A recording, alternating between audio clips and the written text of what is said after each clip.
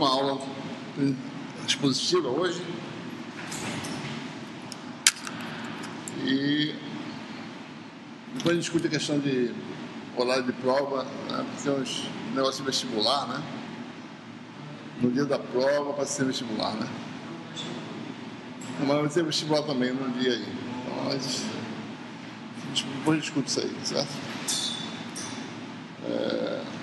Uma aula de hoje, que seria a aula expositiva 18.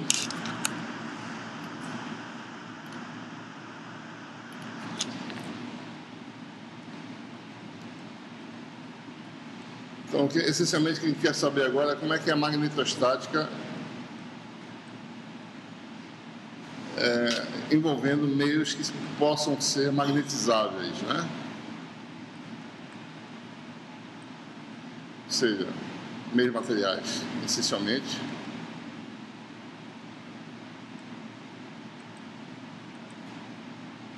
E vamos falar sobre tipos de meios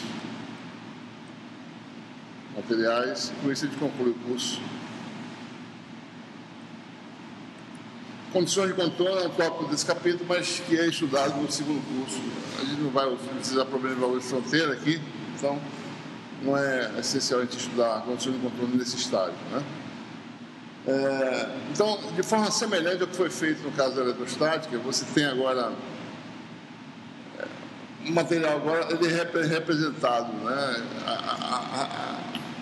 O efeito magnético de cada átomo ou molécula é proveniente dos microdipólos, dos dipólos localizados, né? Então a gente pode dizer que se você tem um volume macroscópico, né? Se você olhar especificamente no elemento de volume, você vai dizer que esse volume, o efeito magnético dele é representado por um momento de dipolo, né? Se essa distribuição, se tem grande quantidade de átomos e moléculas, você tem esses momentos de dipolos estão distribuídos, então você pode dizer que dentro de dV você tem a quantidade, né? dm, o efeito magnético é medido por dm. Então, o momento de dipolo desse volumezinho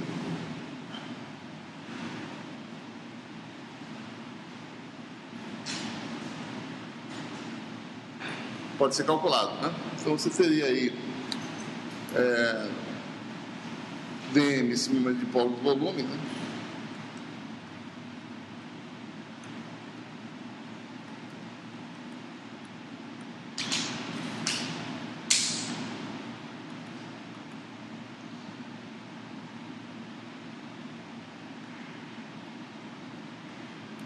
Então, a gente pode aí definir uma função densidade, né, que mapeia, né, dado dV, quem é dm, né? Então, eu posso definir uma função chamada de m maiúsculo, por definição, essa razão dm, dv', que é uma função das coordenadas, né, uma função vetorial das coordenadas. Simplesmente é dado por isso. Ou seja, quando eu faço essa definição, posso calcular, dado m, se eu conhecer essa função de densidade, dado dV, eu calculo dm, né? Simplesmente fazendo isso aqui. Essa nova função é chamada magnetização, ou seja, o estado de magnetização do material, de forma semelhante, né, à polarização da matéria. O estado de polarização é dado pelo P maiúsculo, o M maiúsculo vai me dar a magnetização.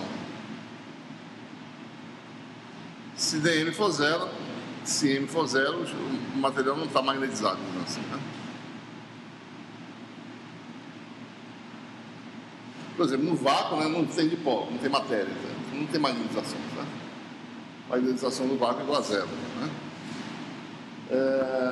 Bom, então com isso eu posso calcular, certo, o efeito magnético de uma coleção de dipolos. Basta somar as contribuições.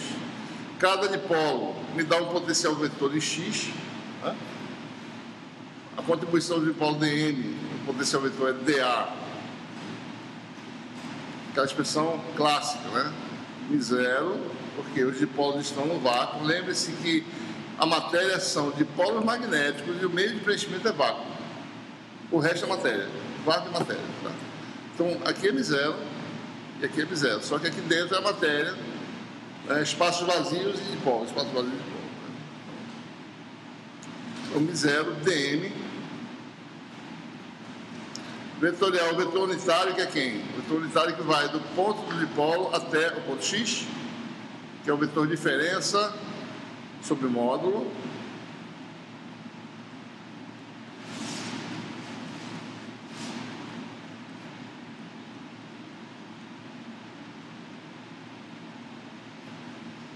Sobre 4π distância ao quadrado. Aqui é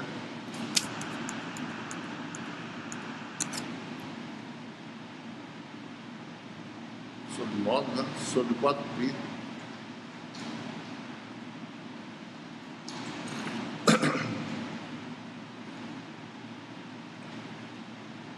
Módulo ao quadrado. Certo?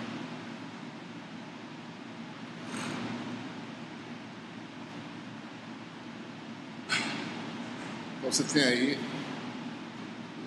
reescrevendo aqui, dA, né?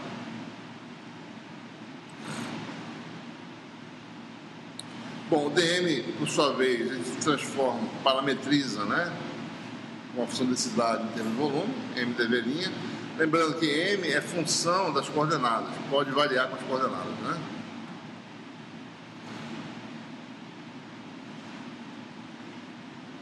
Então, deixa eu colocar o dv' aqui.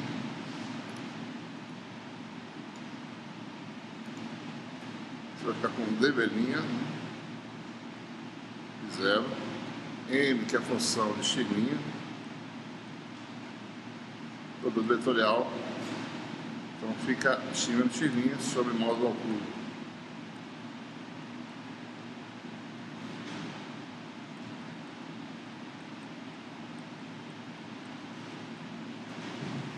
Tá? Então essa é a expressão para o elemento e você integra, então você tem a soma das contribuições dá o potencial vetor, e do potencial vetor você tem o vetor B, da matéria magnetizada. Né? Então a integração vai ser simplesmente A, né? E aqui você vai ter integrado o volume, você vai ter A no ponto X, integral do volume da distribuição dessa expressão. Né? Então com A você tem quem? Tem B.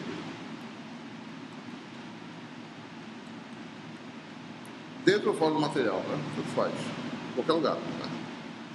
Aí como calcular o efeito da matéria magnetizada. A questão é quais são as implicações dessa expressão nas equações de Maxwell, né? Como é que isso é levado em consideração? Agora, sabendo calcular o campo da matéria magnetizada, como é que a gente vai levar isso em consideração nas equações de Maxwell para a magnetostática? Então, vamos falar sobre isso, né? Agora a gente vai realmente definir o vetor campo magnético. Então, correntes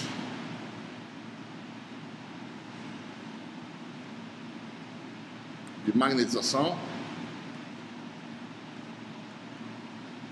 Esse aqui é o análogo, o dual das cargas de polarização. A gente vai ver que existe esse conceito interessante para o cálculo de campo. Daí ele vai definir o vetor campo magnético. Agora a definição precisa, certo?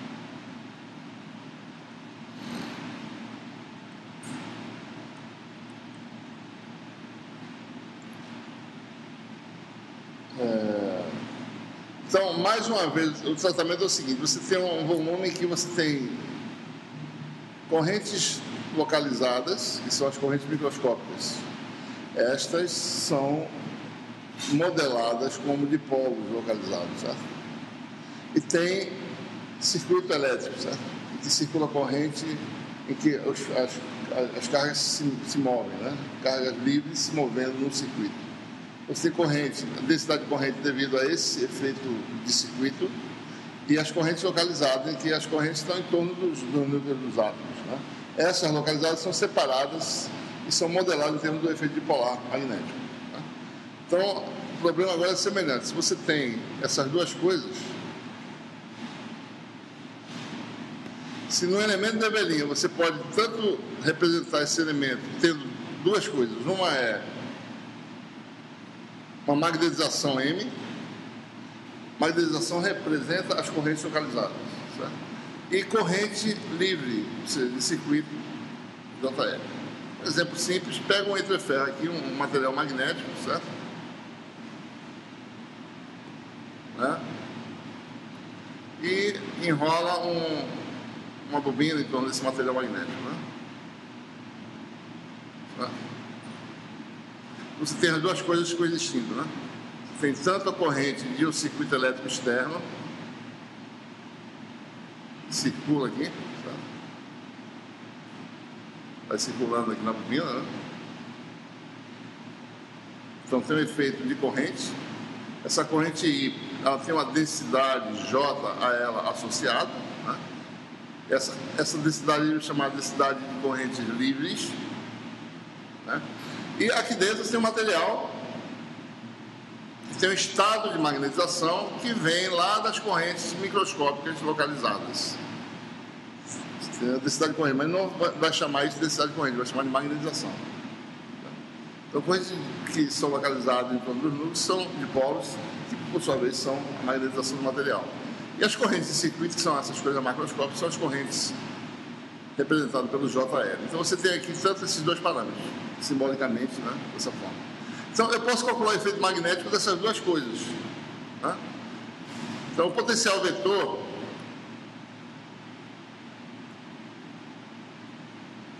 vai ser a soma das duas contribuições, né? Contribuição das correntes de circuito, lembre-se que sempre está localizado no ponto X', o efeito é medido aí no ponto X qualquer, né? Então você tem o potencial vetor das correntes livres, né?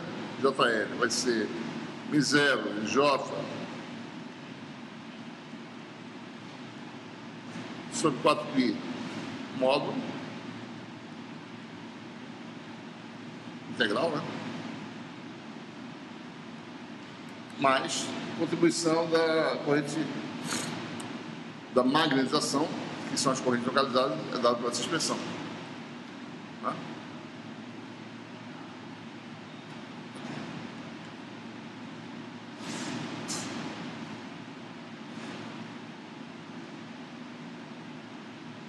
Eu vou tirar os argumentos para não ficar muito extensa a expressão vetorial.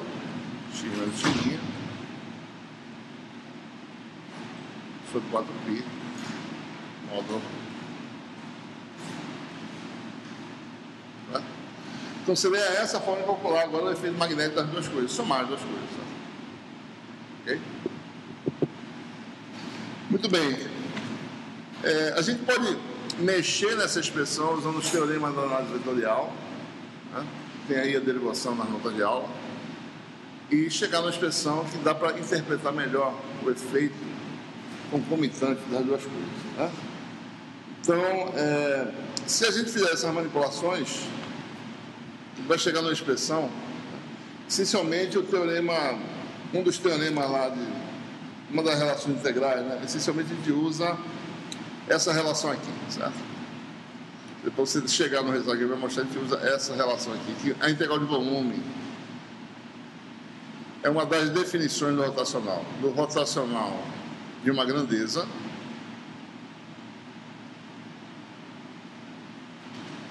né? A integral de superfície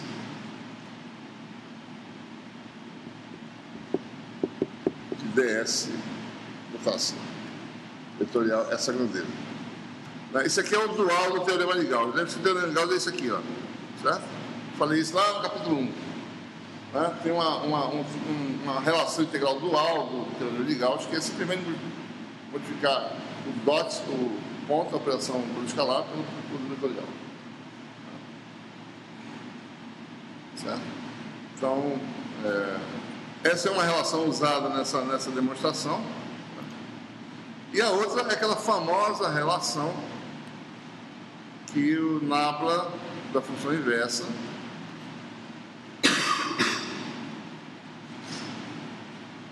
é menos a diferença sobre módulo.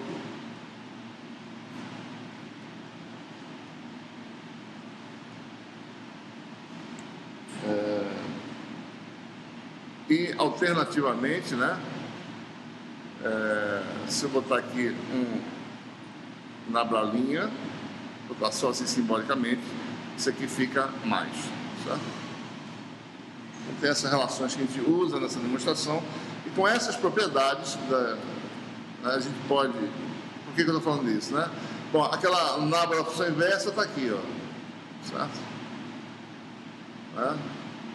Então, você tem você tem o M vetorial gradiente de alguma coisa, tem uma regra da cadeia que tem sistema, certo? Você vai expandindo e chega usando essa relação, nessa relação que a gente quer mostrar aqui. Ou seja, você pode mostrar que o potencial vetor pode ser expresso dessa forma aqui, integral.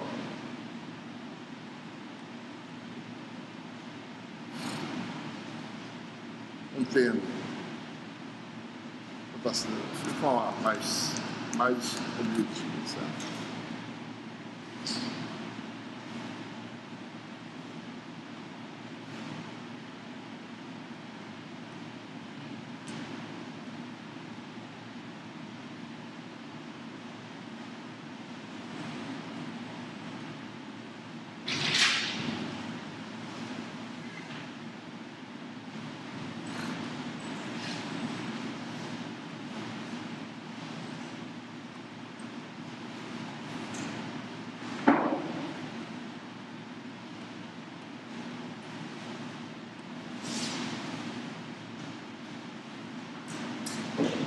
Botar assim e definir os termos que aparecem, né?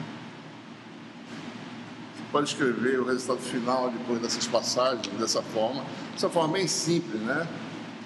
Em que esse termo JEC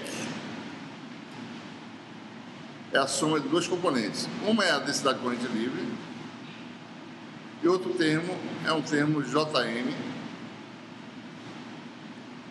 certo? Com JM chamada densidade de corrente de magnetização e dada simplesmente por rotacional de M. Então, observe, o rotacional de M está vindo de onde? Está vindo dessa relação aqui, ó. Ele vai aparecer. Tá? Então, observe. Ou seja, uma vez que você usa essas duas páginas de demonstração com essas relações vetoriais, você chega numa expressão bem simples, que dá para interpretar razoavelmente bem o que é o potencial vetor. E tem um termo de volume, de integração de volume, que é uma densidade de corrente equivalente, né? JEC, soma de dois termos, a densidade de corrente livre e a densidade de corrente de magnetização, JM. E que essa expressão é dada por simplesmente de rotação de M. Ou seja, dado M, eu conheço JM. Conhecido JL e JM, eu jogo na expressão e calculo. Um segundo termo é um termo de superfície que aparece, que é o KM, certo? Quem é KM? É a densidade de superfície de corrente, densidade de corrente superficial de magnetização, dada simplesmente por M vetorial N. Como é que aparece esse termo? Aparece aqui, ó, dessa relação integral. Na manipulação vai aparecer um termo que tem esse produto vetorial. Então, tudo se passa como se o efeito magnético da matéria magnetizada junto com o efeito magnético das correntes de circuito pudesse ser calculado como duas distribuições de correntes, certo? Uma de volume, ou seja, uma que atravessa o material. Você pode tirar toda a matéria e jogar no lugar essas distribuições de correntes no vácuo, J equivalente, e K de superfície, tá? E calcular o campo diretamente, por qualquer método que você queira. Então, essas são as densidades de corrente de magnetização que a gente se referia. Tá? Observe o seguinte: se eu tivesse corrente de superfície também, eu teria mais um termo aqui que não está colocado. Mais o termo KL, onde L é a densidade de corrente superficial livre. Tá?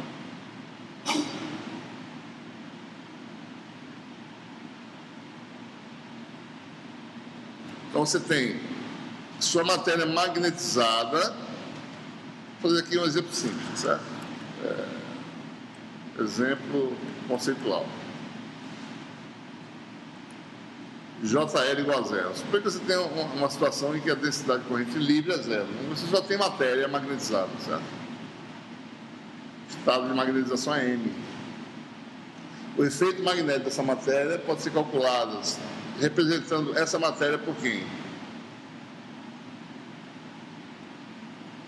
Por a distribuição na superfície caso exista, né, essa projeção, esse produto vetorial.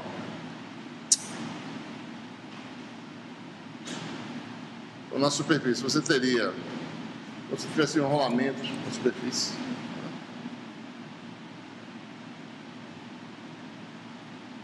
Km, e no volume você tem corrente dada por Jm. Né?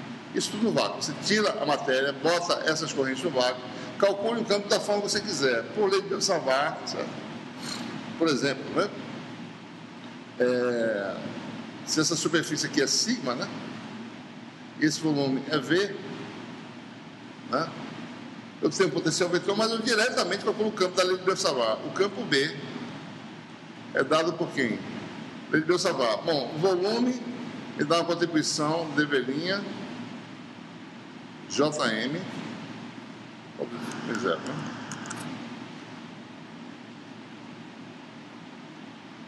Vetorial x menos x'. Isso é B, viu, pessoal? Isso não é A, não, né? 4 e módulo oculto.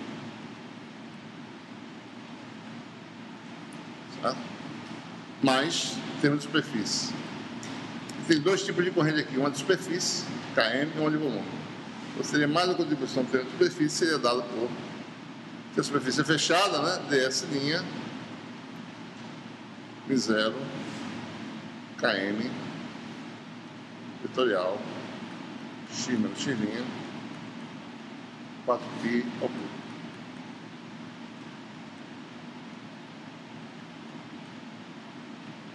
Né? Então B seria dado por isso aí, certo? Potencial vetor seria dado por quem? Bom, potencial vetor seria dado por essa expressão aqui que eu já mostrei. Potencial vetor seria dado por isso aqui, em que J equivalente, no caso, seria Jm, porque Jm é igual a zero, certo? Então seria essa forma de calcular, né? A gente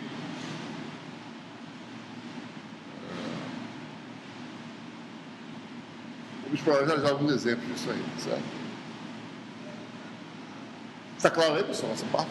Então, a matéria magnetizada, agora o campo dela pode ser calculado usando essas correntes equivalentes. Certo? Pode usar a lei de Ampère, por exemplo, para B, né? Circulação de B igual a corrente envolvida, onde a corrente envolvida é a corrente total, equivalente de superfície e de volume, certo?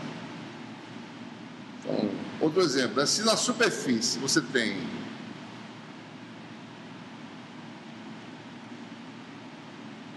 e no volume você tem, se na superfície você tem densidade de corrente de superfície livre em adição à corrente de magnetização de superfície Km, né? No volume você tem a densidade volumétrica JL em adição à de volume Jm, você vai ter correntes equivalentes, que são quem? K equivalentes à soma das duas, né? Você, na superfície tem essa contribuição,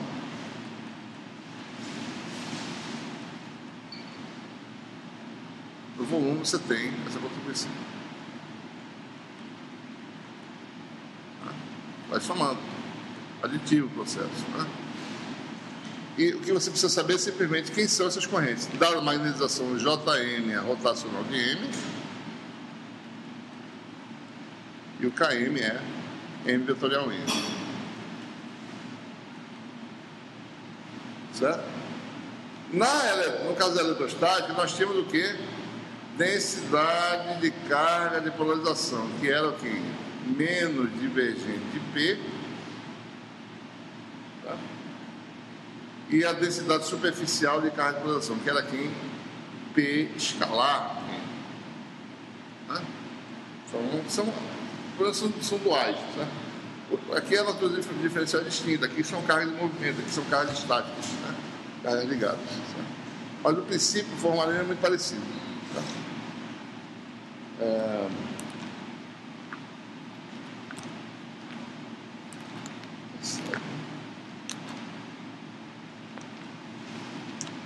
Muito bem.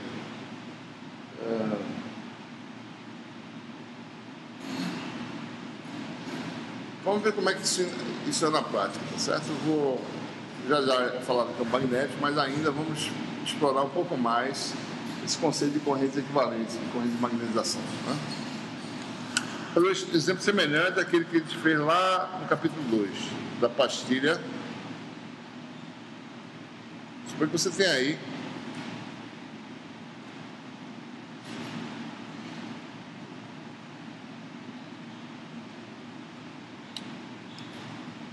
um exemplo simples.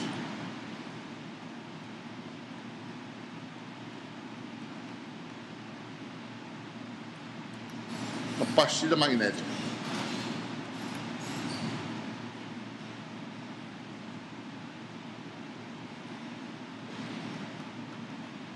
Materiais ferromagnéticos retêm o estado de magnetização. Você aplica um campo magnético, magnetiza o material, a linha de polos.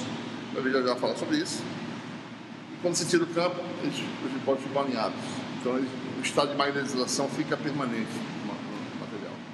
Então, suponha que nós tenhamos uma pastilha cilíndrica, né?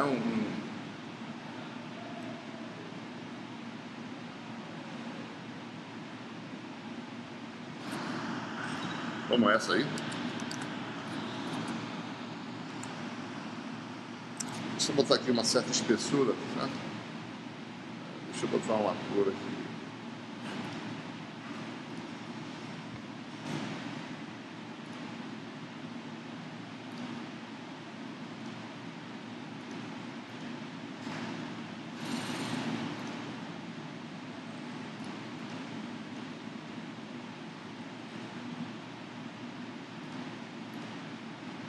Bom, devia ter feito uma borda aqui, né? Deixa eu botar uma borda branca. É mais fácil de perceber, certo?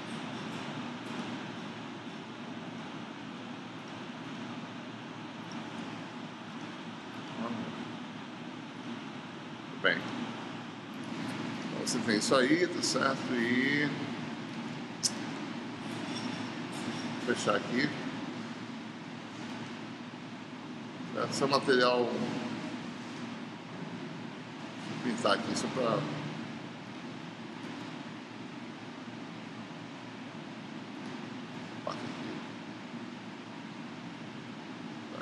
Menos, certo? Está preenchido aqui. O material é todo assim, só estou mostrando a borda dele. Certo? Então aqui você tem espessura.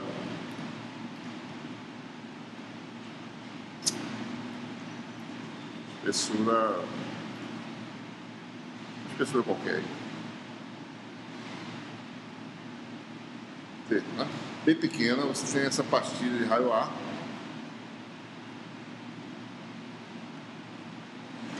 E essa pastilha está magnetizada, né? Então, digamos que eu magnetizei no eixo ortogonal plano da pastilha. Então, você tem dipósitos magnéticos todos alinhados.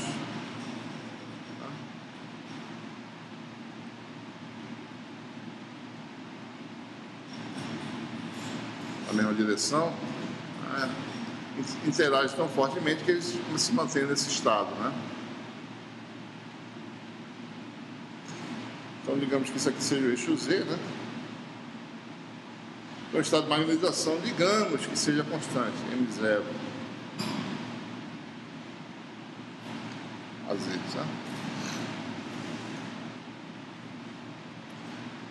Então, qual é o efeito magnético dessa pastilha, né? Então, a gente vai procurar as correntes de magnetização, tanto de superfície quanto de volume. Começando pela de volume, você tem o que, né? Rotacional de M, sendo M constante, a derivada da zero, né? Você não tem corrente de magnetização de volume. Tá? E vou procurar agora as correntes de magnetização de superfície.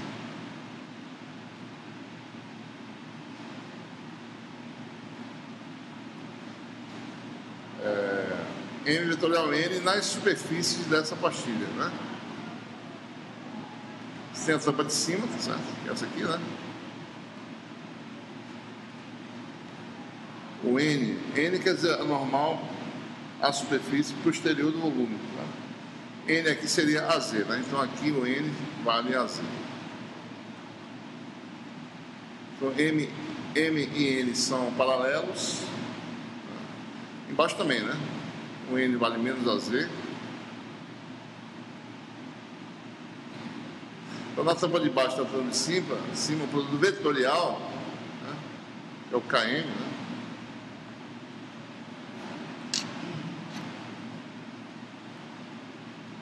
Tanto na tampa de cima como na de baixo vai dar 0. Né? E na superfície lateral, normal, né? É radial.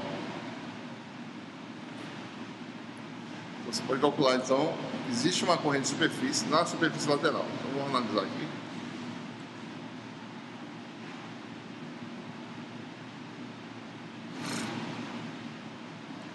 KM igual a M0 a Z, vetorial a R. O vetorial aí dá no circular cilíndrica, né? A sequência cíclica, terceiro com o primeiro, né? Dá o segundo.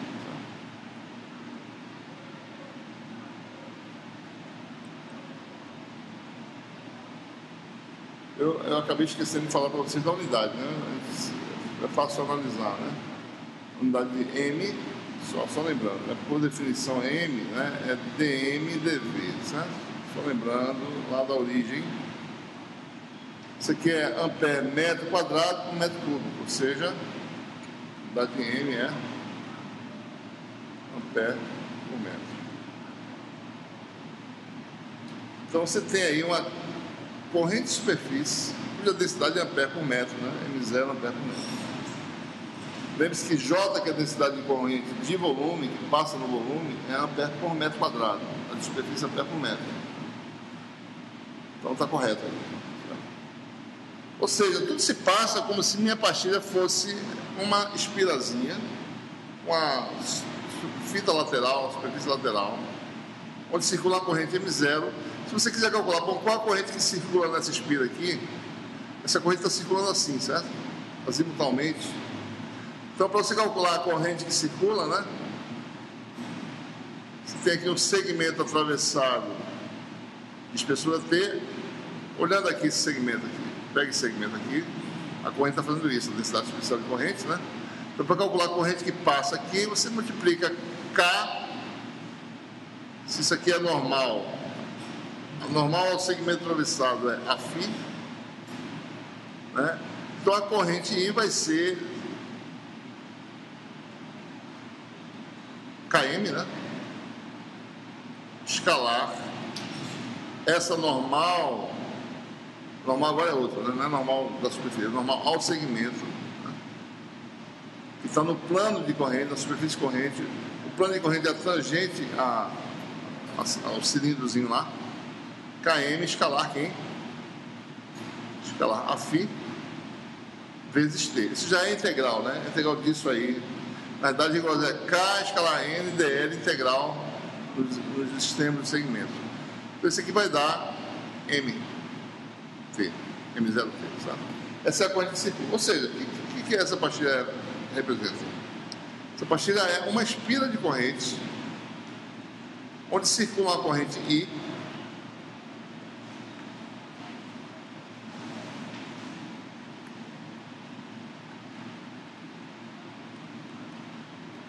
M0T amperes, ampere por metro vezes metro. Ampere. Calcular o campo de espira não é difícil, certo? Tranquilo. Por exemplo, vamos calcular o campo dessa espira aqui no centro, certo? Lei de Biot-Savart. Tudo se passa como se fosse uma corrente real, né? Campo B seria, pela lei de Biot-Savart, integral de linha aqui no caso, M0, e elementozinho dl', né? Certo? Vetorial, vamos fazer direto. X é a origem, 0, menos x', que é o vetor a r',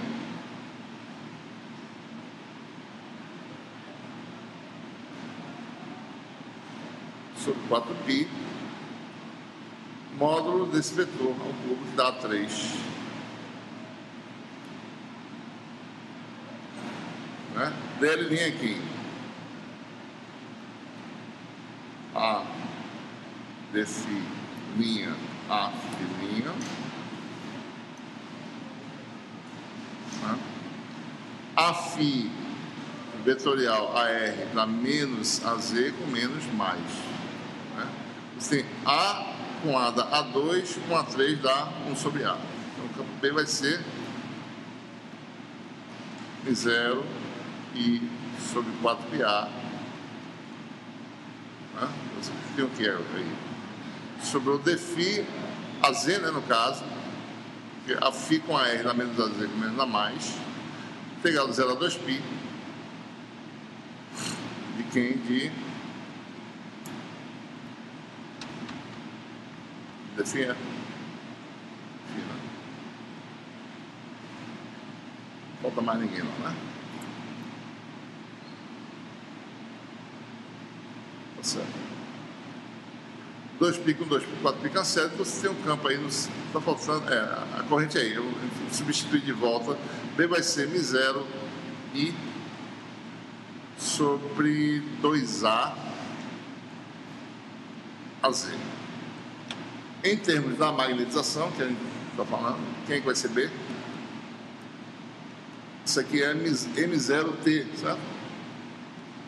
0, M, porque M0AZ dá M, T sobre 2A. Então, o campo no centro da pastilha magnética dá toda essa expressão. Pergunta: qual é o campo bem distante dessa pastilha magnética?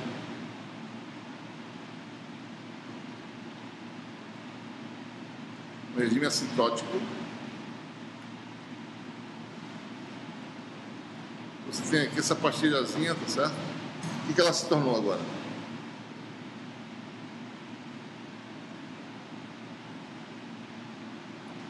Dipolo magnético, certo? Cuja dipolo magnético é integral de M dV. Tá? Isso é dado por quem? Volume da pastilha, que é a área vezes a espessura T, PA2T, né? Vezes M. Então, você tem um dipolo magnético, potencial vetor, por exemplo, né? Calcula direto. A igual a M vetorial AR, né? 0, 4π R2. E o B é aquela expressão clássica, né? 3M escala R, né? Etc, etc. Certo? Então, pessoal, deu esse resultado. Por que foi que deu?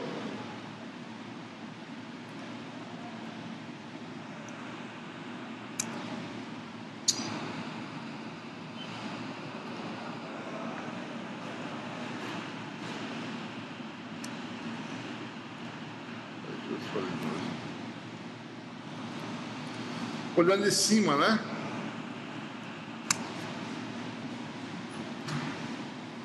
Tá redondo aí, tá? Ele redondo não, tá circular, circunferencial. Muito bem, olhando de cima, né? Você tem... Dizer que a magnetização está saindo, né? Saindo do plano do quadro, ortogonal ao plano da pastilha, né? É dizer que você tem microespiras, né? Aqui dentro, certo? Fazendo isso. Tá? Corrente fazendo isso. São dipolo magnético, né? Dipolo magnético fazendo isso, produzindo esse efeito. Então, o que está acontecendo aqui, né? Se você recorta isso e divide em microcircuitos, certo?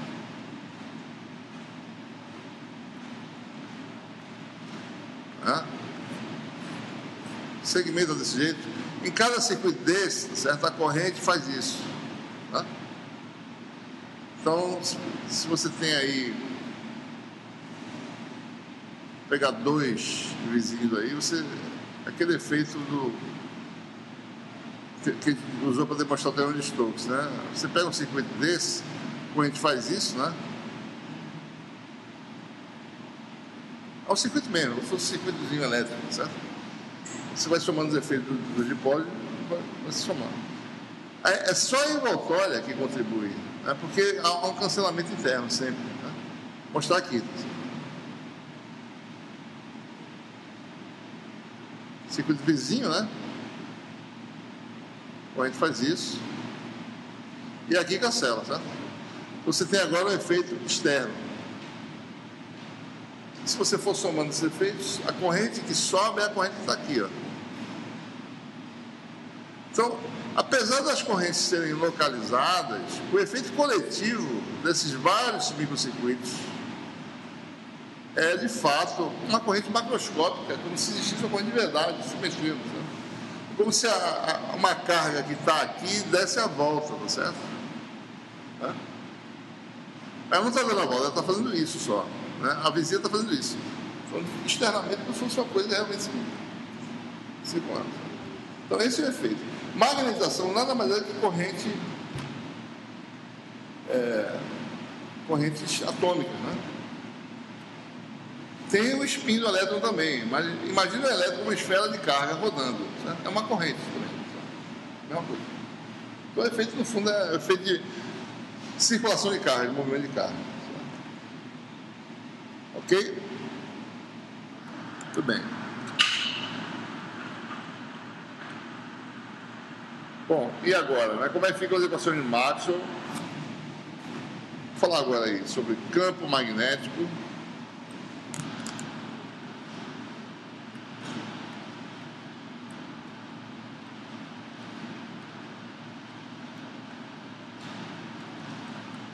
Vamos olhar para o termo de volume do potencial vetor, certo?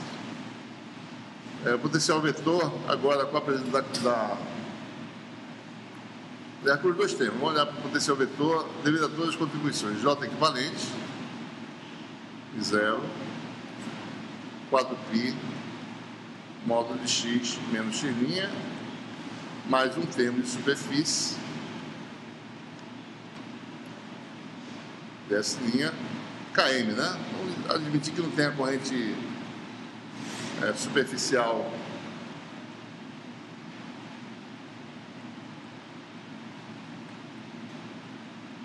nós sabemos as expressões para essas coisas, né? J equivalente é a soma de dois termos, JL, corrente de circuito mais corrente de magnetização, né? Em que JM é dado por M vetorial, aliás, rotacional de M, né? KM é dado por M vetorial M. Tá? O que acontece nas equações de Maxwell agora? É o seguinte, se eu tiver na vizinhança um filamento de circuito, tem mais um termo aqui, integral de linha, né, de IDL, etc, etc. Eu posso ir separando, né, quem é volume, integral de volume, quem é de superfície, é superfície, quem é filamento, integral de linha. Tá?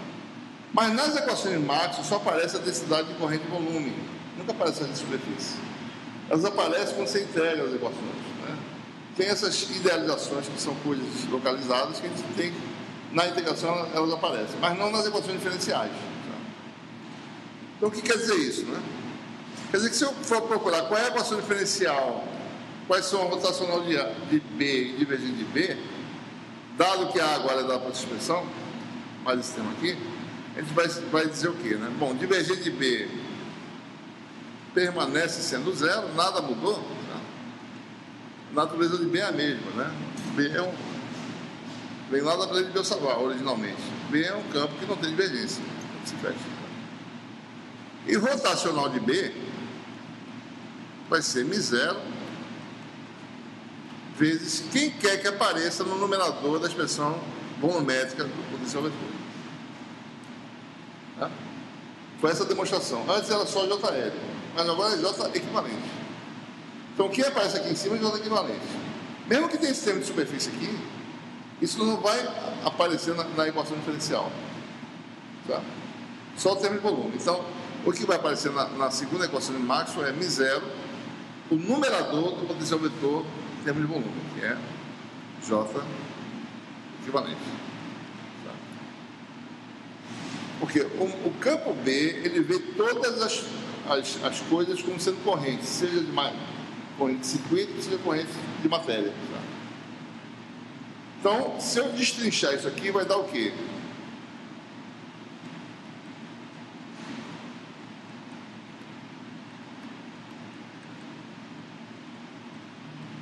JL mais JM. JM é a rotacional de M.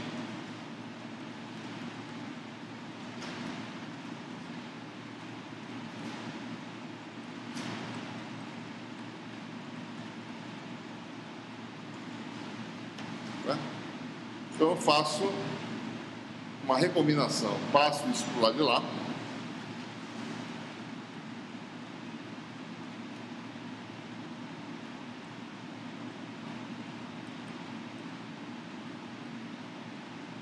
Fica assim, tá? E aí é nesse momento que introduz o vetor campo magnético agora, na definição precisa.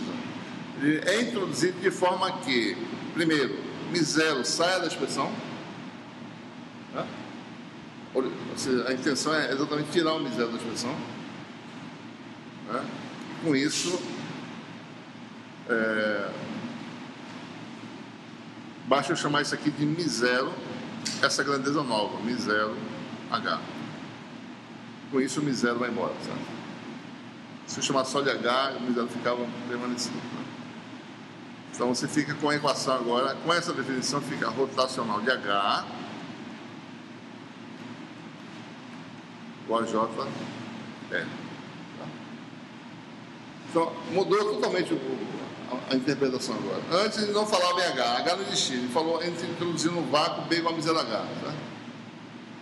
Só para a gente fazer algumas coisas, mas agora a definição precisa do H.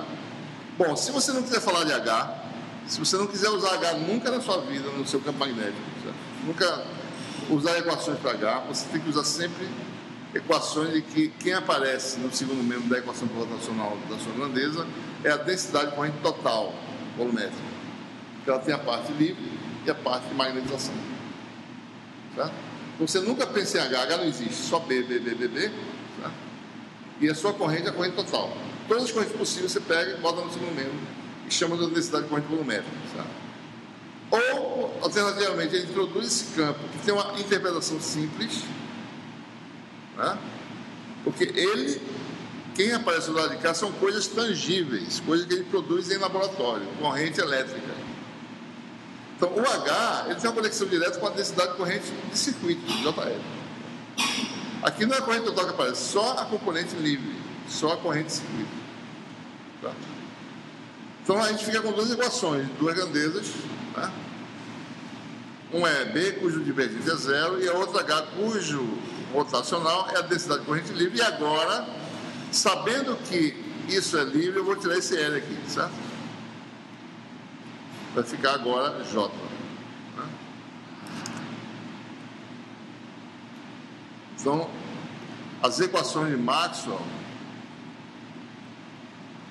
são agora essas duas, em que a rotacional de H é a densidade corrente de circuito, densidade corrente livre, divergente de B igual a zero, e a conexão entre eles qual é?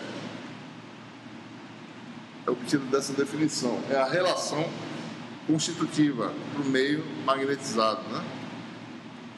B com μ0. Ficar mais bem. Então, essa é a relação constitutiva na matéria magnetizada. No vácuo, M igual a zero. No vácuo não tem matéria, não tem magnetização. Tem igual a μ0H. Aquele caso particular que você falou anteriormente.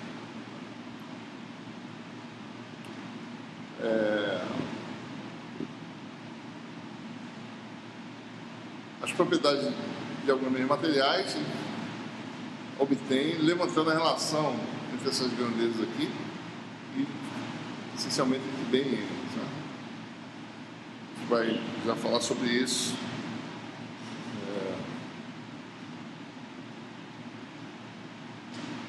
Alguma dúvida aí? Não, né? Então, observe, as equações de Maxwell, como são agora duas variáveis, né? Eu preciso da relação constitutiva. Tá?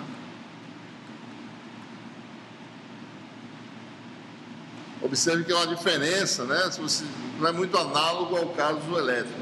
No caso elétrico, lembre-se, D, ε0 E mais P, certo? Multiplicação é só nesse termo aqui. Aqui é a soma, certo? Segundo, né? Lá no caso elétrico, o campo original é o E, certo? está aqui, né? No caso magnético, o campo original é o B que está do lado de cá. Certo? Então, esses campos têm natureza semelhante, são vetores de densidade de fluxo. Olha, o campo original magnético é esse aqui. Eles têm natureza semelhante. Você tem fluxo magnético e fluxo elétrico. Certo? Campo magnético e campo elétrico. Mas os campos originais são esse e esse aqui. Os outros são auxiliares.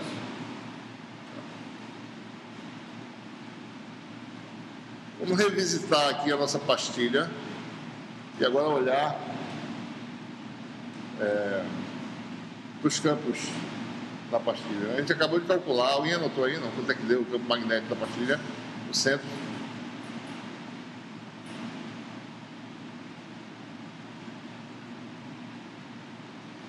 Bom, alguém anotou aquele campo que a gente calculou? Não? M0, MT, né?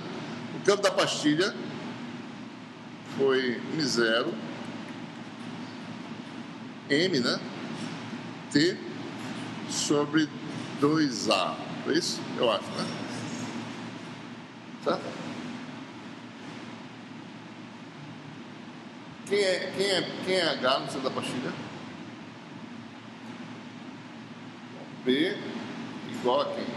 0. É mais M. Então, H vale P sobre 0 menos M. Então, lá no centro da pastilha, você tem um campo magnético H dado por essa relação aqui. Então, se eu pegar essa relação e subtrair de M, vai dar H. P sobre 0, sabe? 0 vai ficar M. Vou botar assim, ó, T sobre 2A, M, menos M, certo?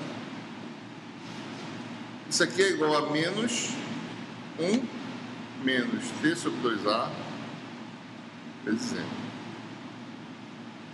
Como T é muito menor que 2A, tá? Posso até desprezar isso aqui, só para ver o que quer dizer isso. Né?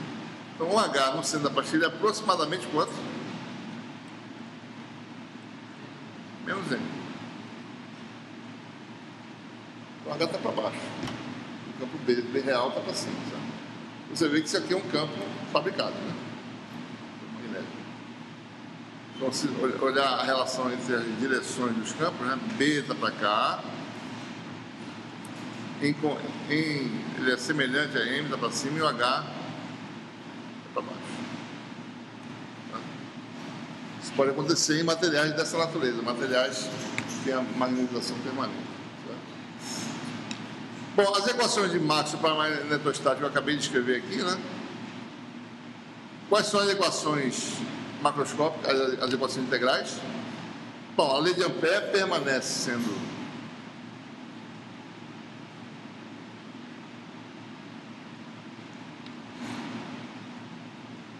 equações diferenciais, divergência de B igual a 0, rotacional de H igual a densidade de corrente livre. Equações macroscópicas, fluxo magnético para fora da superfície fechada é 0, e a lei de Ampère, que é essa lei aqui, a circulação de H é a corrente livre envolvida.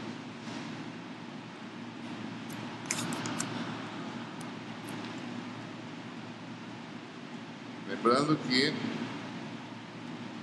C é um caminho que limita S, qualquer que seja C e S, certo? Qualquer que seja C, né? Então, essa é a lei, certo? Por exemplo, se eu pegar e perguntar para você, aqui está minha pastilha, né? Ela bem fininha, para saber se eu fazer mais isso.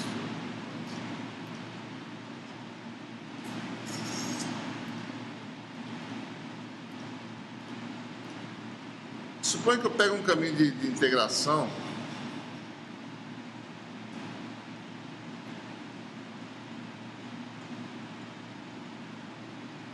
Aqui é meu caminho fechado, sabe?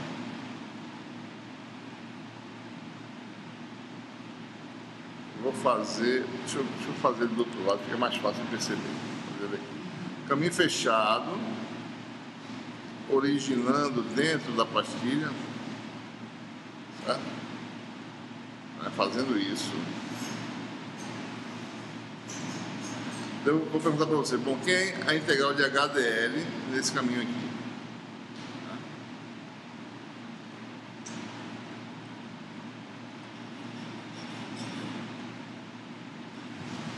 Essa é a pastilha magnetizada que a gente falou agora há pouco, certo? A magnetização dela está assim, né? A gente falou que essa pastilha tem correntes equivalentes no volume zero, na superfície, aquela correntezinha aí, né? Certo? Então, quem é a circulação de H se eu pegar um pedaço desse espírito? Que passa uma corrente de magnetização que faz isso, né? Daquela correntezinha aí que a gente falou, certo? E, né? Quem é a circulação de H? Vai dar quanto? Pessoal, vamos lá. Rápido.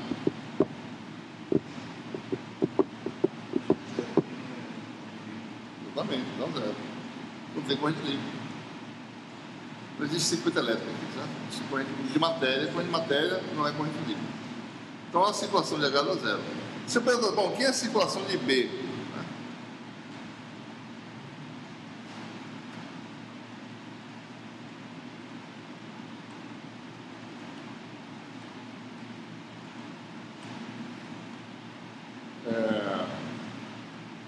Seria que a equação, quando bota todas as correntes, é aquela, né? Rotacional de B, né? μ0 J equivalente, certo? E aí você tem circulação de B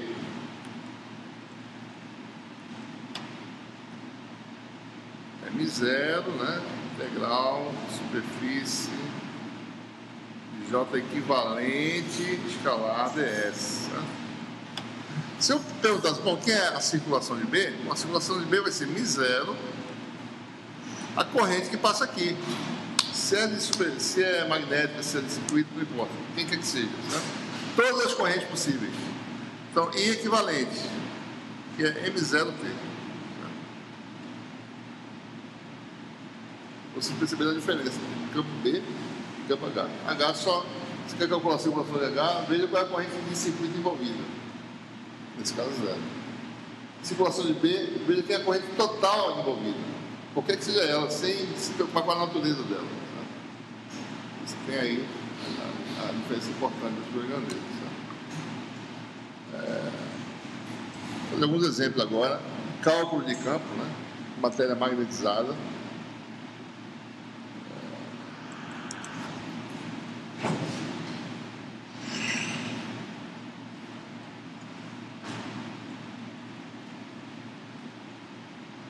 Essa questão de correntes equivalentes ainda um pouco mais. Né?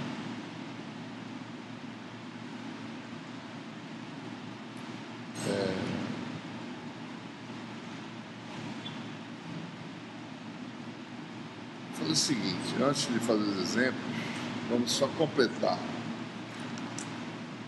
a questão dos meios materiais, daí a gente faz os exemplos. Tá? Vou fazer alguns exemplos e vai explorar um pouco mais.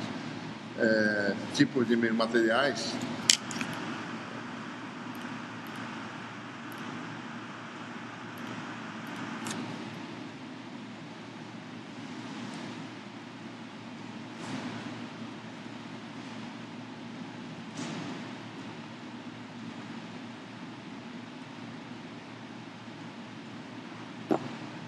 Lembrando aquela questão, né? Se o meio é homogêneo, certas propriedades se mantêm sempre inalteradas, ou seja, a propriedade do meio independe das coordenadas, né? Mas um conceito importante é o conceito de linearidade, certo? Então, se você tem um meio linear, então a linearidade de um meio magnético, você faz um experimento, você tem um material desse, certo? Enrola um campo enrola isso aí, uma bobinazinha, certo? E você circula uma corrente I, isso gera o quê? A corrente I gera um campo H, né? E você vê como é que a magnetização responde a esse campo H, essencialmente. Né? Então, essa curva de magnetização é que vai determinar, e o jeito dela é que vai determinar a natureza do meio. Então, se você observa a curva de magnetização, né? Ou seja, esquece um pouquinho a natureza vetorial dos campos.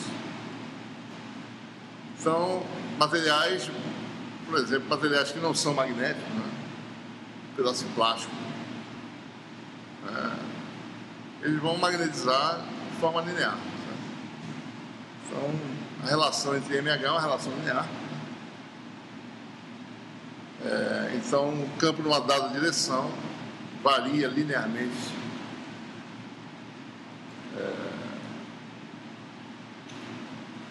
Então, você tem um coeficiente. Observe que H também é medido em ampere por metro, né?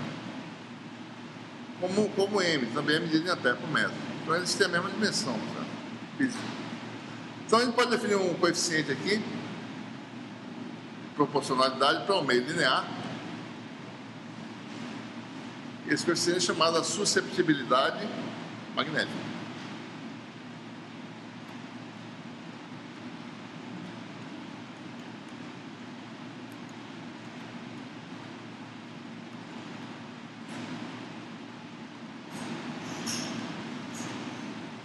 Do meio, né? Ora, se MH tem mesma dimensão, quer dizer que esse parâmetro é adimensional, né? Não é adimensional.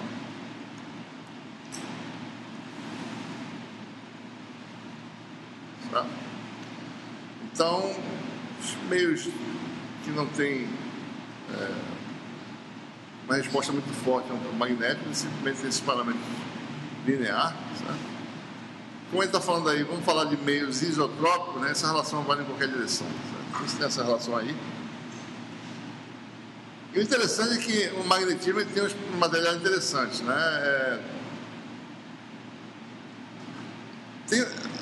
Em princípio, existe a lei de Faraday, a lei de indução de Faraday, que é estudada no segundo curso de eletromagnetismo. Acho que você já conhece da física, certo? Física 3. O campo variável no tempo, né? Induz uma força eletromotriz, né, no espaço. Certo? Induz uma circulação de hélio no espaço. Não nula. Então, existe uma lei chamada a lei de Lenz, que diz que se você aplicar um campo magnético num sistema qualquer, certo? O sistema vai induzir correntes, vai induzir uma força eletromotriz que faz com que as correntes tendam a circular, produzindo um campo que se opõe ao campo aplicado. Tá? Então, em princípio, um material convencional, vamos falar desse princípio básico, se eu aplicar um campo magnético no material, ele vai tentar produzir um campo de reação em que a magnetização se oponha ao campo aplicado. Tá? Então, materiais que mantêm essa propriedade coletivamente são chamados materiais diamagnéticos.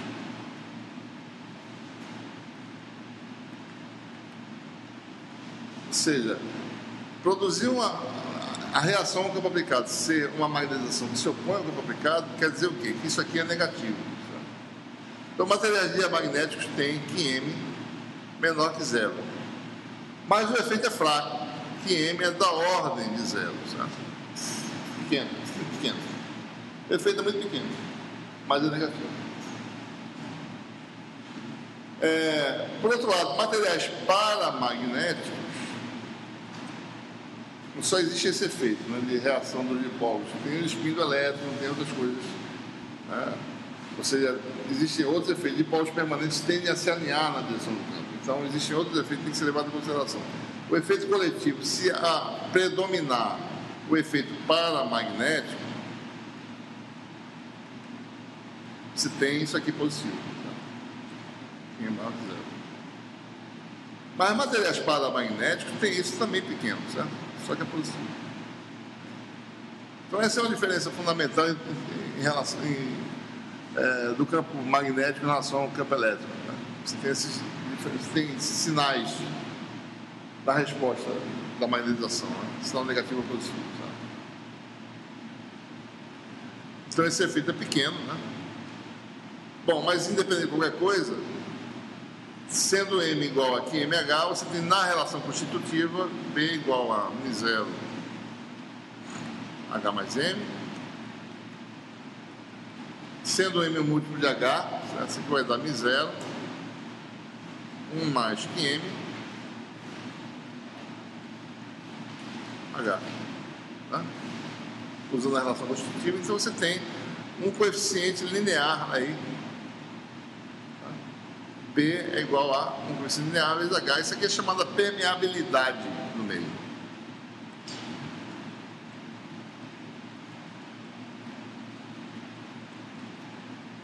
Isso aqui é esse negócio aqui não. 1 mais que M, certo? Então, isso é permeabilidade.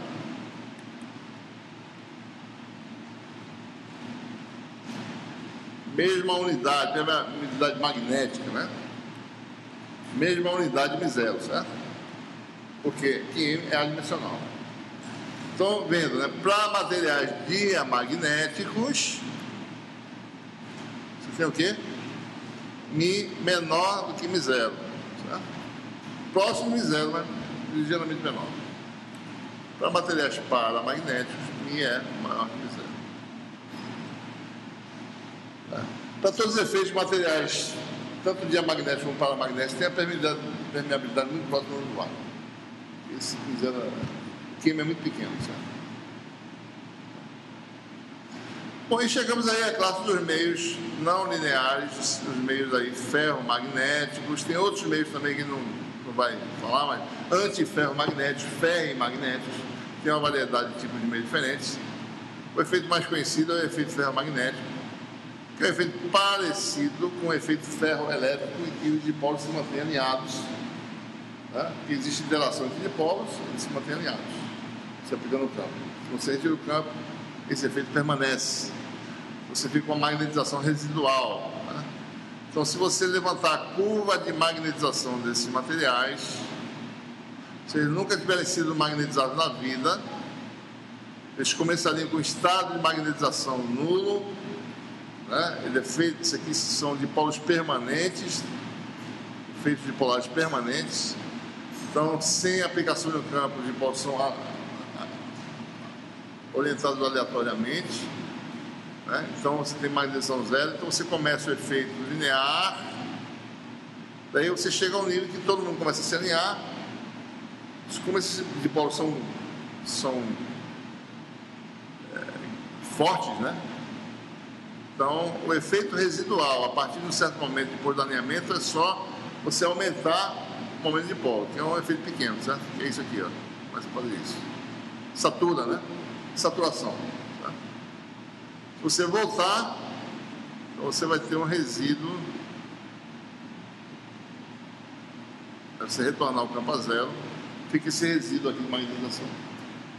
E aí, mais uma vez, você observa o efeito de esterese, né? Descreveu já no capítulo 2. Tá? Então, fazemos isso, voltamos por aqui. Se você reverter o campo, você consegue zerar a magnetização. Se você continuar aumentando, satura novamente, você vai ter esse laço de esterese aí. Né? Então, a curva de magnetização do material é uma curva, primeiro, não linear, segundo, tem esterese, ou seja, tem incerteza. Né? Você der um corte aqui para um dado H, você tem mais de uma solução para M. Tá? Então, existe uma incerteza, né, em M, que é dessa largura aqui. Ó. Ou é lá em cima, ou é no meio, ou é aqui embaixo. Você pode, na prática, dizer, bom, eu sei M com incerteza de delta M igual a isso aqui. Certo? Quanto menor essa esterese, quanto mais fina essa largura, mais próximo da curva média você tem, né? Então, materiais desse tipo são materiais não lineares, né? E na ausência do campo eles mantêm essa magnetização residual aí. Então a gente não pode escrever materiais desse tipo por uma permeabilidade. Eles são descritos por uma curva de magnetização. Ok? Vou fazer alguns exemplos aqui para a gente concluir.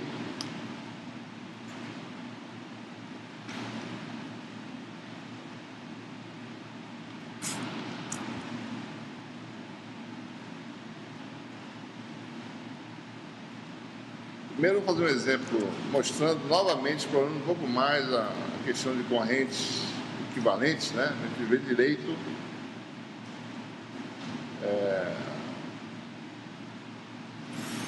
esse conceito. Tá?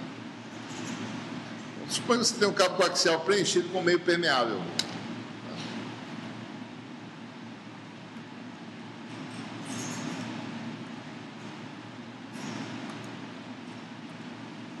Vou fazer aqui um desenho. Condutor central. Condutor externo.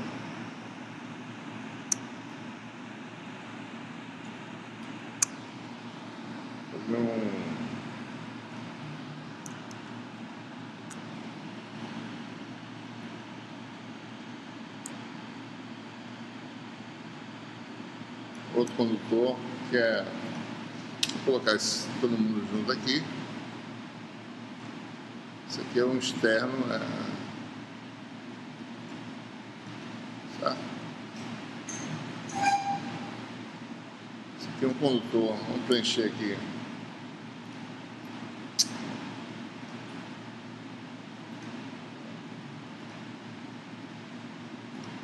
Vou uma cor aqui.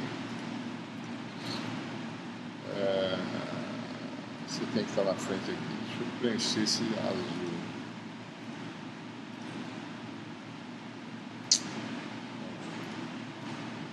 Vamos fazer aqui.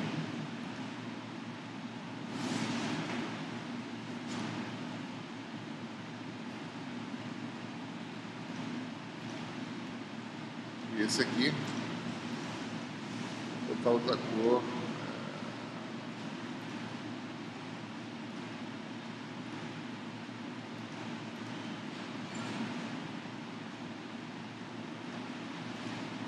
Cadê, rapaz? Apareceu todo mundo, né? O que aconteceu aqui?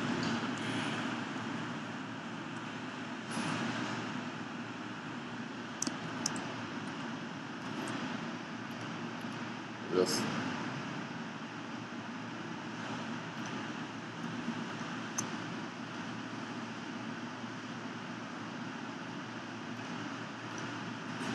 Agora, fazer a essa esse bicho.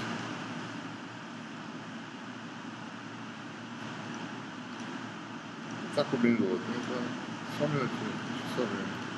Agora. Esse aqui de volta, eu quero fazer essa caixa.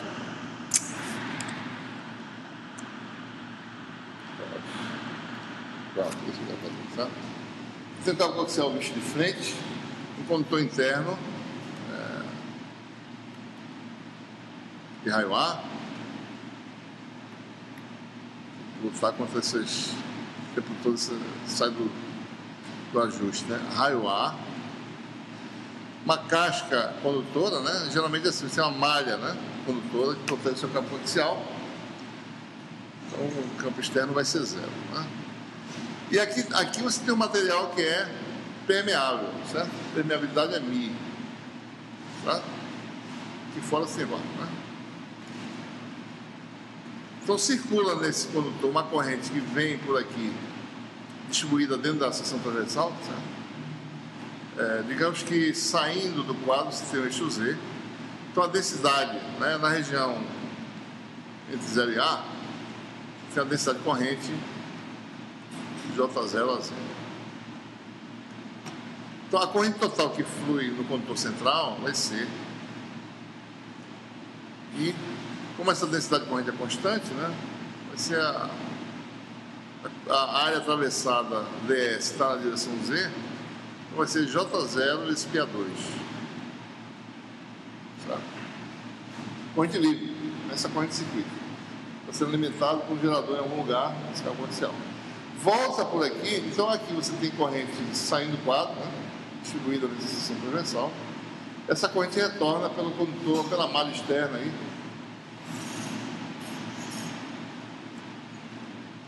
Está distribuída nessa seção transversal aqui também, né? Não está muito preocupado com o efeito dentro desse condutor externo, certo? Só...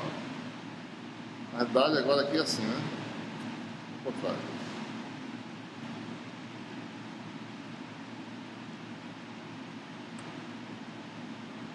Vai, certo?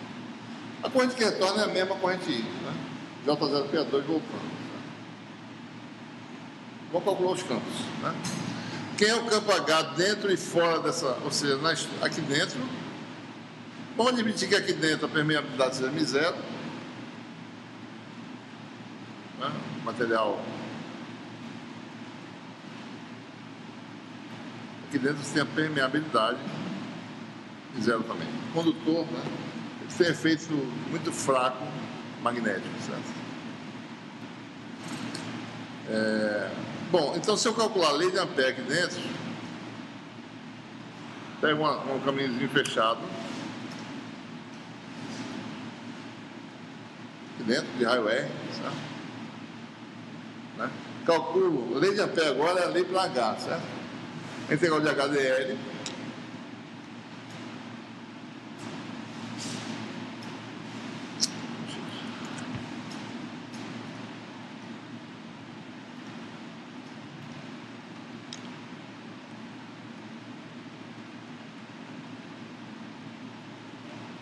é a integral da densidade de corrente VS, né? No caminho aqui de raiozinho pequeno, certo?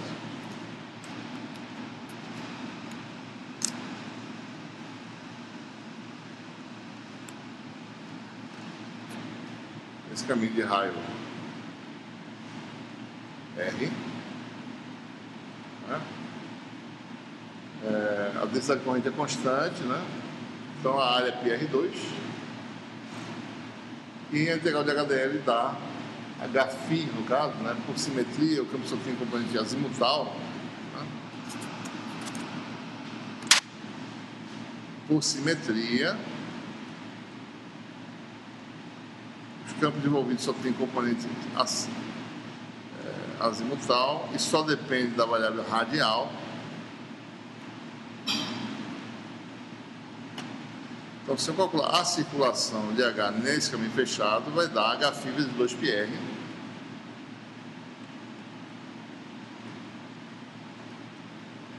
E a corrente envolvida vai ser quem? J vezes PR2. J0. PR2. Você tem aí o campo dentro, né? O campo dentro do condutor. Chamado de H igual a H1, né? Assim. H1 vale J0 R sobre 2. Né? Ou se eu quisesse, bom, quem é B1? B1 é M0 H1, certo? Que é o campo dentro. B1 seria M0 vezes isso.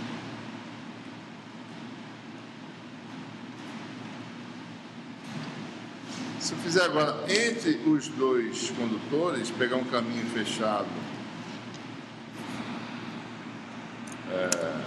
entre esses condutores,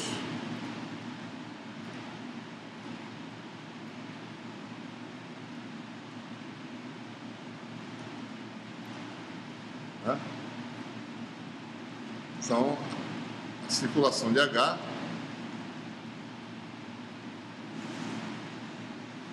o raio agora é R entre A e B, né?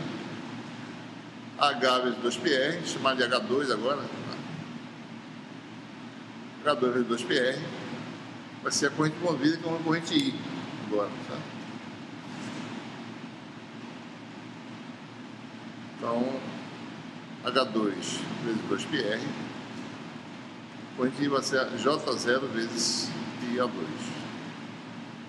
Né?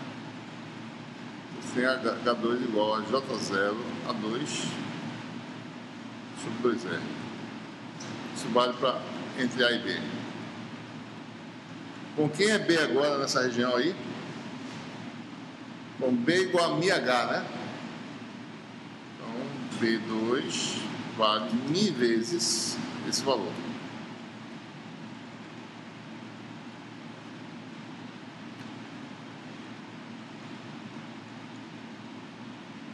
Certo? Então, existe essa mudança aí. E do lado de fora, né? Se você pega um caminho externo,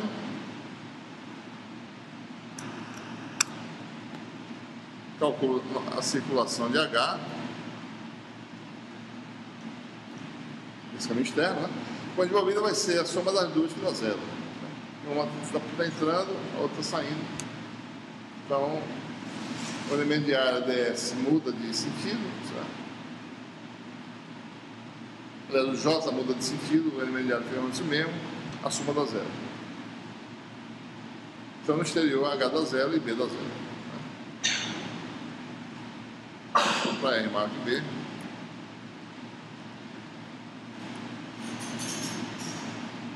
maior, ou seja, maior do que a... Não é B, né? B mais a espessura, certo? Espessurazinha, vou dar assim, B mais T, né? T a espessurazinha do condutor externo. Digamos que isso aqui tem espessura T, certo? Aqui ele não está calculando, né? Ele pode calcular se quiser, mas deixa assim.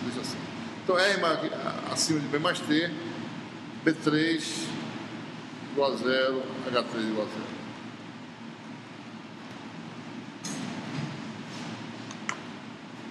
Então, eu facilmente calculo usando a lei de Ampère, usando H, né? Vamos calcular isso usando as correntes equivalentes, certo? Olhando só o B. Tá? Okay? A gente vai ver quem são as correntes equivalentes, tirar esse μ daí e colocar no lugar dele o material, colocar nele as correntes de volume, x e de superfície. Então, vamos dar uma olhada. Vamos analisar aí. Ou seja, então, quando eu faço isso, eu não estou pensando em H, só vou pensar no B, certo? Então, a lei de Ampère é circulação de B igual a μ0 corrente envolvida. Só isso. Vai sempre usar essa relação. Então, como é que fica? Vamos analisar aqui quem é... Ou seja, além da corrente... Então, esse é o problema que tem corrente de circuito e corrente de magnetização. Quando o circuito está aqui, está um pedaço aqui, nessa região aqui tem corrente de magnetização, certo? Então, vamos lá. JM, magnetização só existe no material permeável. JM é rotacional de M. Bom, mas para me saber M, eu vou ter que saber os campos, que eu já sei do problema anterior, certo? Vai fazer essa... Eu só sei M se eu souber B e H. Né? Então, observe que na região A menor ou igual a R, menor ou igual a B, que é onde tem magnetização, B é dado, né, o B2, está aqui, é dado por essa expressão, né, na direção azimutal, é μ J0A2 sobre 2R,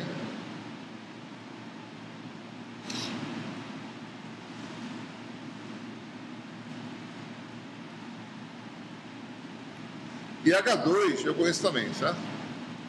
Ele vai calcular B de novo, mas vamos fazer usando a coisa de magnetização. Eu preciso já usar o resultado conhecido de B, só para a gente entender bem isso aí. J0A2 sobre 2R, assim. E com isso eu tiro, né, o meu JM, certo? O meu M, aliás, né? Relação constitutiva B2, μ0, H2, mais M. M é a magnetização no material. Então, M é igual a B2 sobre μ0 menos H2.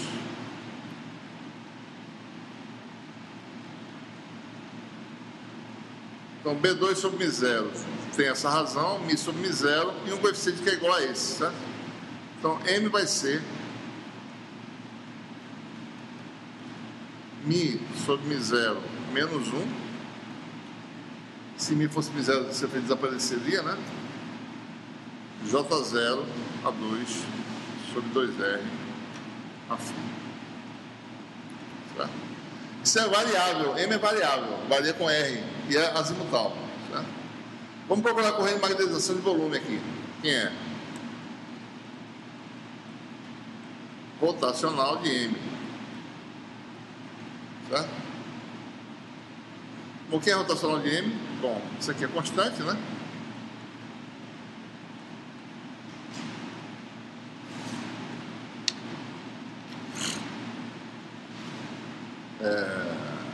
J0 a 2 sobre 2, rotacional, a φ sobre R, tá?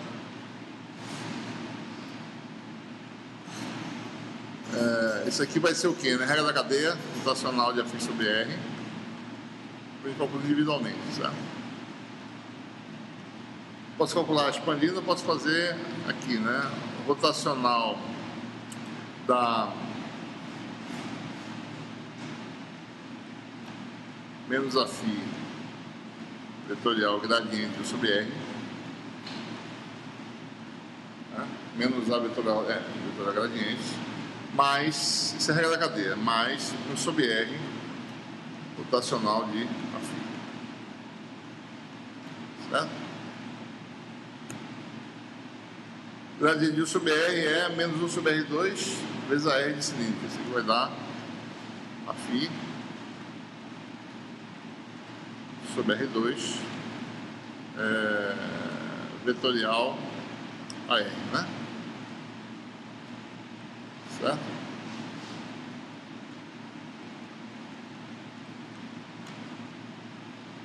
Bom, aqui a φ só depende de φ, certo? Então só tem a derivada em relação a φ que vai aparecer aqui. Então você vai ter aqui, vou pegar só a parte em φ do nabla, a φ sobre R, d a φ vetorial, d a φ dφ. Tá? D a φ dφ vai dar menos a R, né? A gente já fez isso antes. A φ com menos a R dá quem?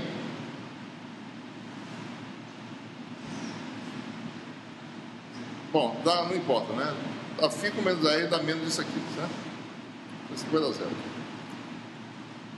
Que aqui é mais a φ com vetorial R, que é menos a φ vetorial R. Né? R2 embaixo, R2 embaixo dá zero. Ou seja, mesmo M sendo variável, o rotacional de M dá zero. Ou seja, não existe corrente de magnetização de volume. Tá? Só de superfície, né? Quem são as de superfície? Vamos ver aqui. Cadê o M? Está aqui, certo? Quem são as superfícies? Bom, a superfície cilíndrica é igual a A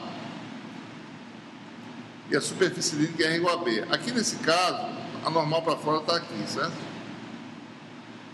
Chamar de N mais, né? Para dizer que é a superfície externa é igual a R. E aqui você tem uma normal para dentro do condutor, para fora do material magnético, N menos igual a menos a R.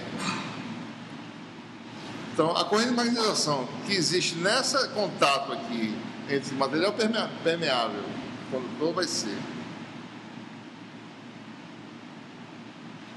né? Em R igual a N igual a menos a R. Então você vai ter umas correntes de magnetização KM, vou chamar de KM igual a K1, tá? Ou melhor, KA, certo? A de raio A, certo? Ou MA, mas para economizar. Vai ser quem? A magnetização é na direção azimutal, né? Está aqui, ó, expressão todinha. Permeabilidade relativa a menos 1 vezes esse fator em R igual a da J0A sobre 2. Tá?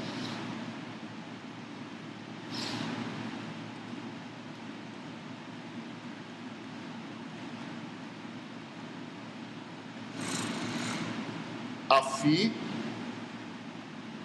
vetorial quem? Menos a R, que dá a Z. Então, a densidade de corrente de magnetização de superfície em R igual a A vai dar um valor Ka igual a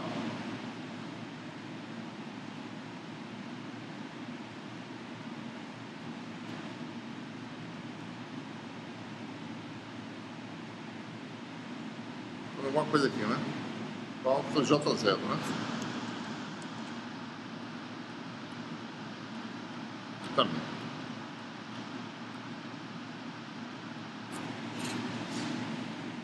Em R igual a B, você vai ter a Z vetorial a R, a φ vetorial a R, que dá menos, ou seja, do lado de dentro na direção a Z. No lado de fora, a φ vetorial mais a R, que dá menos a Z. Então, KB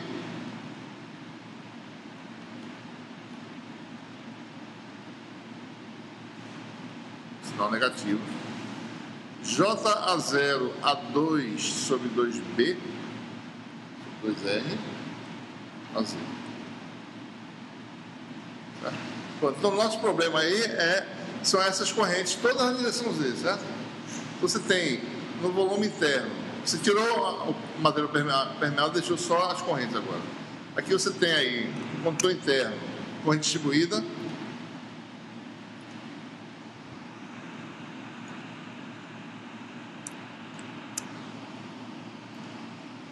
vou esquecer aquela espessura telar, tá? Isso assim mesmo. Só para a gente ver. Aqui você tem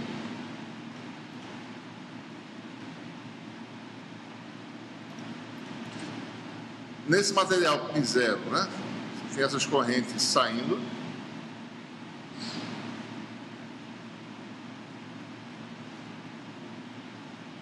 Nessa borda aqui, vou botar outra cor. Você tem uma corrente distribuída na superfície da borda. Tá certo esse sentido? Tá? Isso me dá menos 1, né? Deixa eu ver aqui, peraí. Tá certo, né? Não tem nada errado não, né? Fica uma R da menos a mais, certo? Bom, vamos lá. Então aqui tem uma correntezinha de superfície, certo? Também no mesmo sentido, né?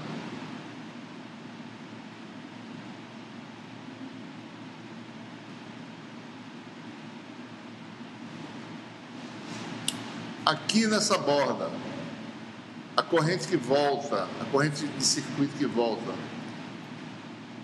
botar outra cor aqui. Ela faz isso no condutor, né?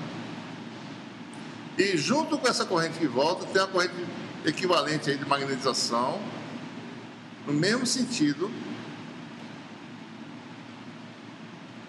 Vou botar assim, certo? Que é azul. E faz isso, né? Também volta. Com aquela densidade que a gente acabou de calcular, certo? Então, o campo B, ele vai ver tudo isso. Vai somar todo mundo, certo?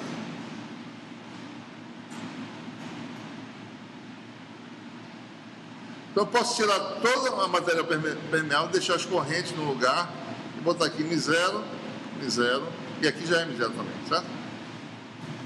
Bom, o campo aqui dentro, B, é o mesmo campo calculado anteriormente, só depende da corrente envolvida, certo? O campo interior vai ser B1, M0, J0, R sobre 2, assim. Tá? O campo aqui vai ser integral de BDL, vai ser a corrente total envolvida, vezes M0. Bom, essa corrente total envolvida vai ser, vou chamar de I2, tá? Vai ser a corrente que tem aqui, que é J0 πa2, mais essa corrente de superfície que atravessa esse perímetro 2πr aqui, 2πa, certo? Então, mais 2πa, vezes a corrente está no sentido Z, que é o K, certo? é isso aqui. Esse fator aqui, certo? 2πa vezes μ sobre μ0 menos 1.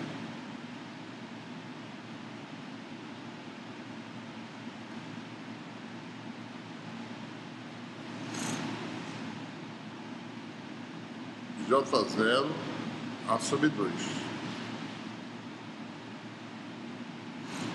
É isso? Né? É assim que calcula, corrente de superfície. Você vê quem é a superfície considerada, se você olhar de lado, né? Deixa eu tentar fazer de lado aqui. Olhando de lado, esse aqui é o cilindro de lado. A corrente está fazendo isso na superfície, está indo por aqui, certo? Então você vê quem é o cilindro, quem é o perímetro atravessado, e é normal esse perímetro atravessado é isso aqui. Você calcula a integral de K escalar N, que é esse N aqui, dl, integral de linha. Você tem esse efeito, certo? Quanto é que dá isso, né? I2 vai dar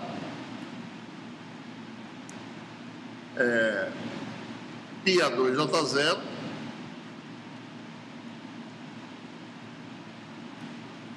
então você tem em evidência 1, né? Menos 1 mais μ sobre 0, certo? 1 menos 1 cancela, então você vai ter J0 π2